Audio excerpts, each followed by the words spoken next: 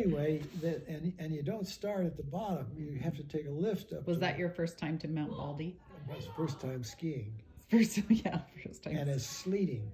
Oh my goodness. Wet, icy stuff coming down. I'm soaking wet by the time I go up on this chairlift, and I get to the top of the chairlift, and George.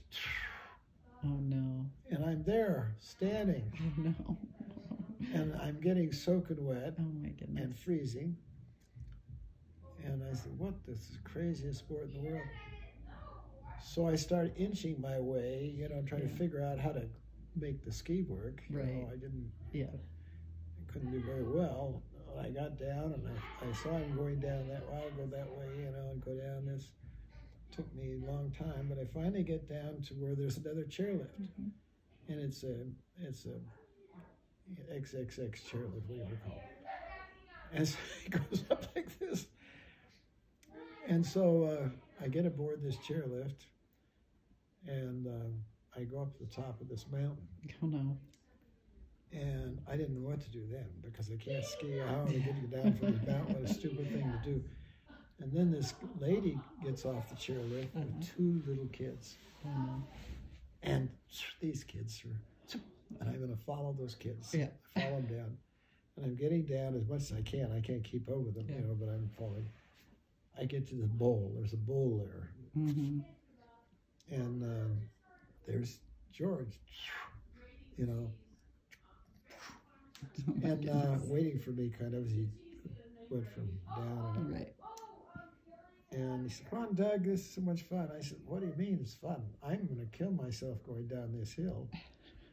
And so I laid down and I hitched myself all the way down to the bottom of that hill. Oh my goodness. And I was so fatigued and so cold and so wet. And then again, he's gone, So I go down again, trying to get back to where I was, get off this mountain. But then I said, I'm going to learn how to ski.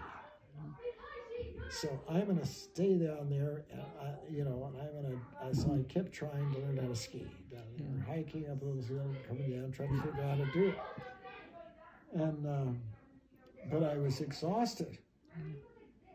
And so I finally inched my way back to the chairlift that comes up. But this girl comes by with these two kids. They go to the edge of this cliff. They go down through the... Oh my goodness. Through the trees. Through the trees. Oh no. So I said, look, I could go from tree to tree all the way down here. I could go that far and grab a tree, and then go down the next tree and grab a tree. And so I do that. By that time, I was absolutely done in. And I got pneumonia and almost died from that thing. Goodness. So I hated the sport. Yeah. And so when Don says, I'm going to teach you how to ski out in front of Old Main, there's a hill there in Wichita State, I said, okay, Don, I hate this sport. I know you love it. You go every week to have this place out to wherever you're going. Yeah. Not for me. So he donned me fine one day, and he says, we're going to go to Squaw Valley for the Olympics. I said, okay, I'll go down with you. And so he taught me how to ski up, climbing up the hill, going down. He's teaching me how to ski. And so I learned a little bit about skiing. So off we go to California, and then up to San Francisco, over to Squaw Valley. Stein Eriksen's there, and all these racers. But Don skis like Stein Eriksen.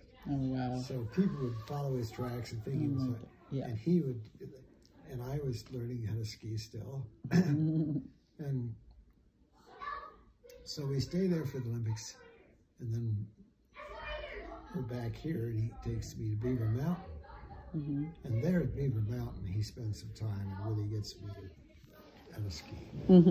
So I know nothing about skiing other than that. But I'm in law school, and I go skiing, and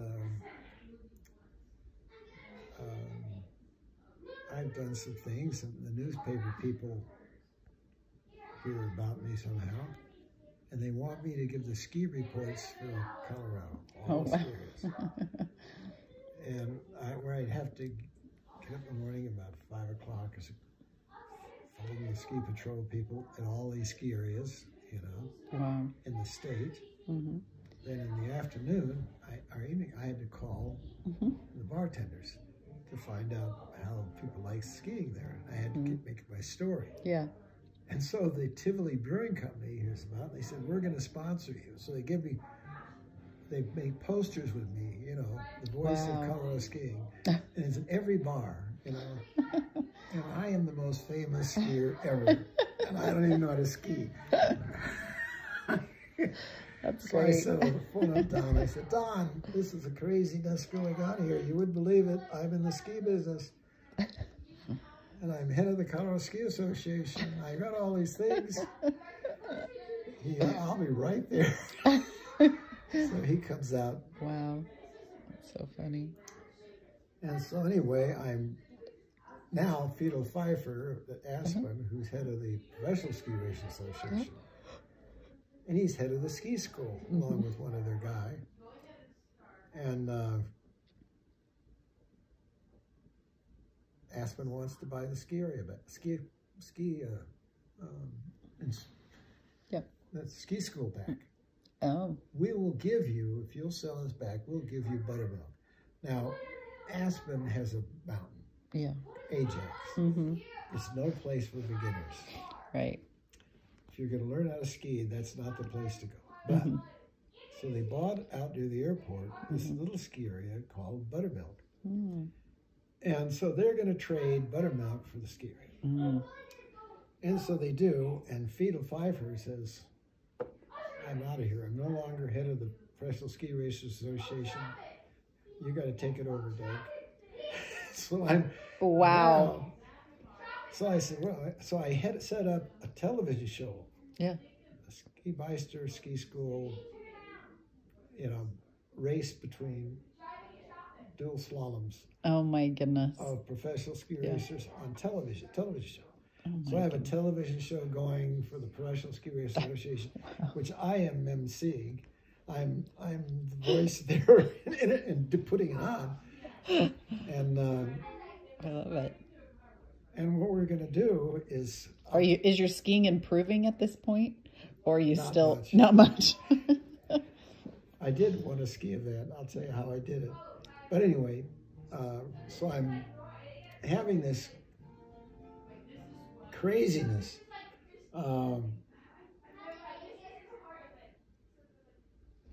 And the guy that's the PR guy who owns the PR firm that's representing the Tivoli Brewing Company with this high-and-brow beer, the skier's beer, which I'm advertising on all these radio stations and so forth, and I guess on my television show. And I'm doing all these things. Besides, we need a newspaper, we need a magazine for Colorado Ski Association. So I'm putting out High Country Magazine every month. Oh my goodness. And I am busy as usual. I mean, I'm used to being busy. So I'm putting out all these things going on. You know, I have a magazine, a TV show, radio show, 26 radio stations. Oh my goodness. And I'm on the Intermountain Network, it's called. And I'm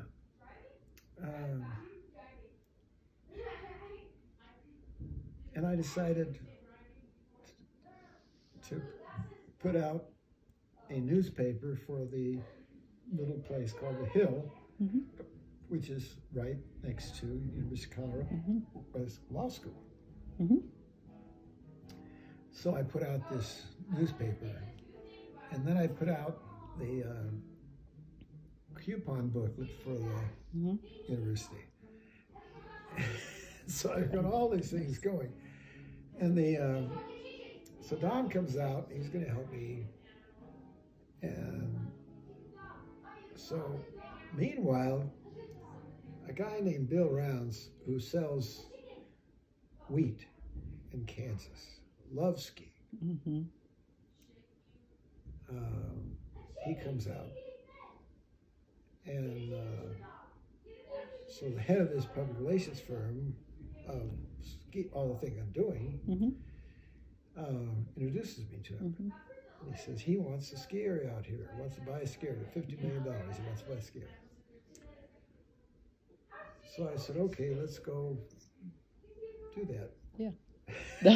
So we go up there and take him up to Breckenridge. Now, Breckenridge is like Aspen used to be, and Park City, but it's an old, dilapidated mining town. Oh, wow. There's nothing. Yeah. Nothing but these old, dilapidated buildings. Oh, my goodness.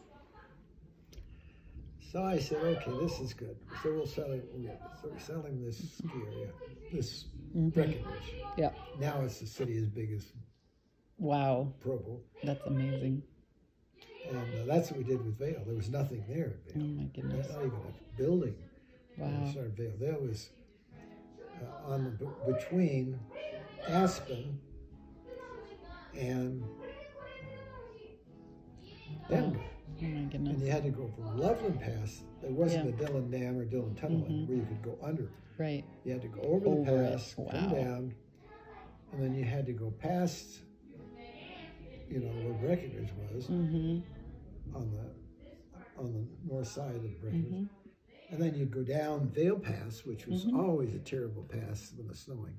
And then you go on to Aspen. Well, no one would ever want to have a ski area there, except one guy, Pete Seibert, who now owns, I guess, these other ones up here too. Wow, really? I didn't realize that. They're the biggest ski company in the world. Wow. At least in the United States. So anyway, Pete Seibert is a ski patrolman. Yeah. And he's a stupid guy. And so he goes down there and gets out there one day and he likes hiking around there in the summer and finds this bowl in the back of Vail. It's a big bowl. Yeah. So he said, I'm going to build a ski area here. So he goes, gets this sheep herder guy that has sheep out there. And he says, I want to build a ski area here. Great. That's like when I did Santa Cruz. When I did that, I was running at BYU and the head of our track team for the guys, Cheryl Leakin, Cheryl James, was the track coach at BYU. How many years were you in Colorado? Were you there for months? I was there quite a while because, meanwhile, of course, I'm involved in politics. I'm head of the high schools, and colleges. Oh my goodness! Because your name is getting well known, I imagine, as you're a public figure. I'm the young Republican president. Wow. Which I was at Utah State too. Wow. I had lots of jobs at Utah State. Wow. Have you heard the things I did there? No. Yeah, I'll tell you real quick. I end up, and so I'm go ahead on this. I'm going to get off track here. I'll never get back. So these guys want me to tell my story, so this gives me a little chance to do what they want because I don't have the time to do it. Yeah. When you see my proposal, you understand why. Yeah. For this international free enterprise centers that I'm going to build, 200 communities and about 3,500 acre communities I'm going to be building in these different countries. Yeah. I'm going to have you pause for 1 second because I need to run to the restroom.